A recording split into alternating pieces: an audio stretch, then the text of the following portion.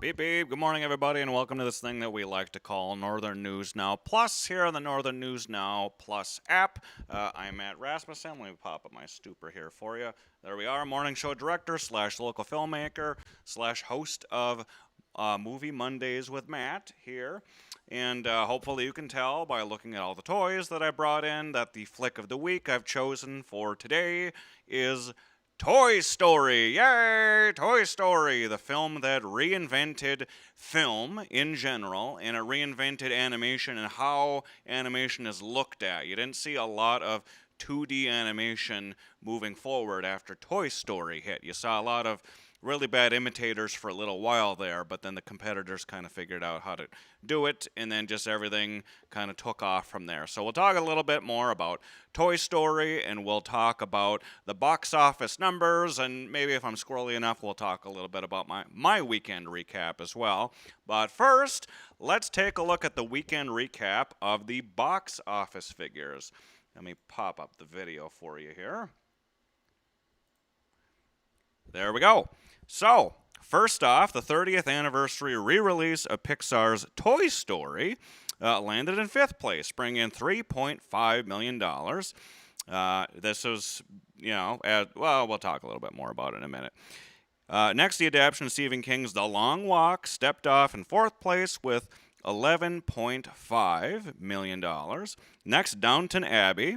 The grand finale bowed in 3rd with ticket sales for $18.1 million for 3rd place.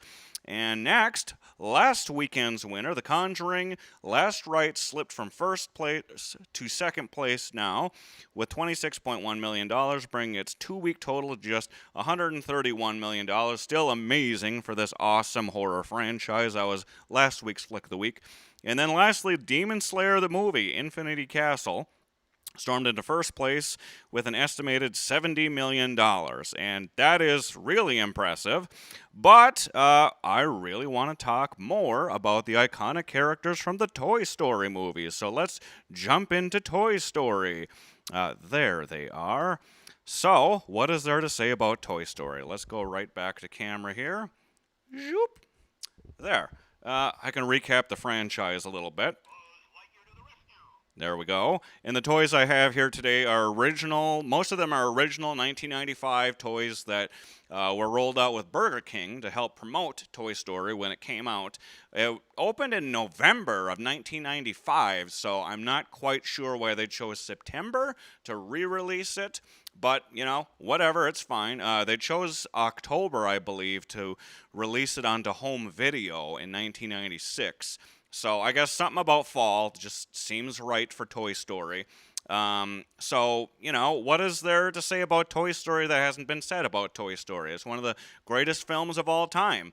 I think it might be my favorite film that isn't scary, although there are some really good, I guess, winks at horror in all of Toy Story, especially the stuff with Sid's room. That's my favorite stuff.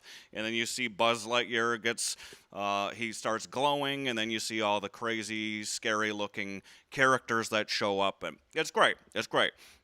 Toy Story is amazing. Toy Story 2 is amazing as well.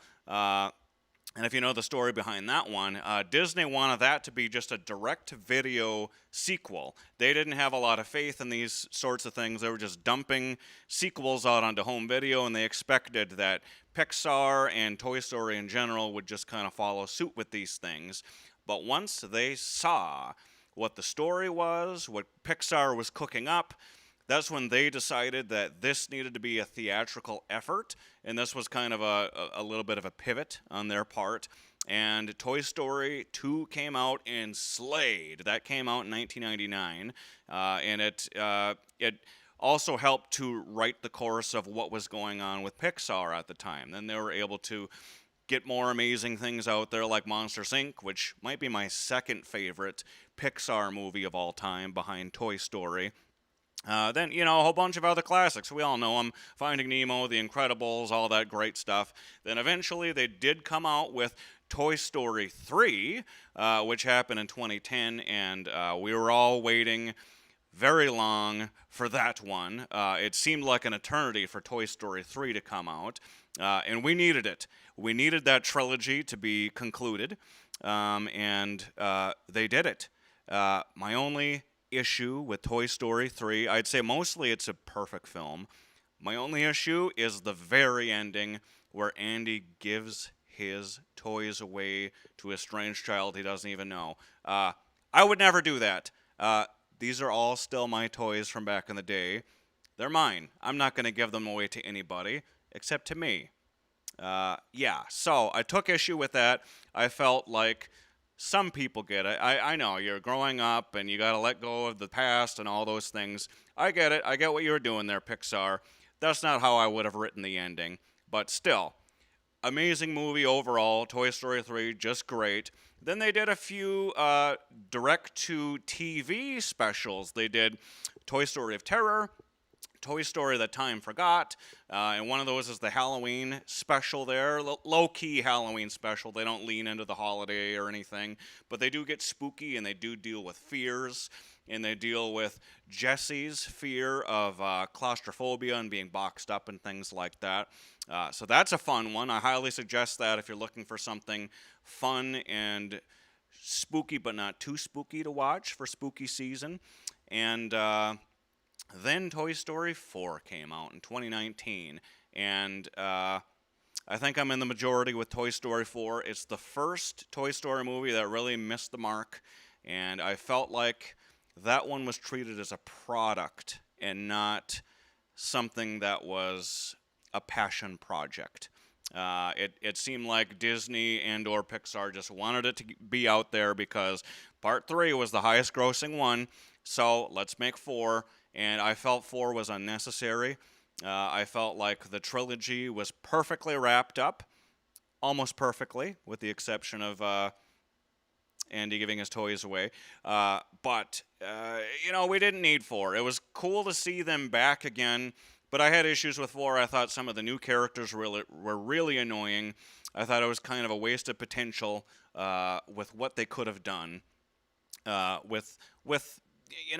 did we really need a Bo Peep movie? Did we really need a whole Bo Peep movie? No. It was cool to find out what happened with Bo Peep, but I didn't need a whole movie about Bo Peep. I would have loved it more if Pixar had delved into... there's a popular fan theory going around that Woody was always a family toy, and like either Woody's mom acquired him or Woody's mom's mom acquired him or something. I wanted to know more about where Woody came from in, that lineage. That would have been a fun thing to look at. So there's a Toy Story 4. Now Toy Story 5 is coming up soon. They've only released a couple of minor promotional things for it. We still don't know a lot about what the story is, but really, I don't mind that they're doing a 5 because I think, if anything, it'll help to right the ship from what 4 did to it. Because 4 ended on a very downer note, and I didn't think that's how the franchise should end. So 5 will help course correct a little bit, I do hope. Plus, Conan O'Brien's going to be in Toy Story 5, so yay, we all love Conan O'Brien, very funny. And that is my little recap of the Toy Story franchise. So much more to get into here. We're about to hit the 10-minute mark or so. So I'll throw it a break. We'll come back, and then we'll talk a little bit more about spooky season and just spooky things in general. So let's go to a break real quick.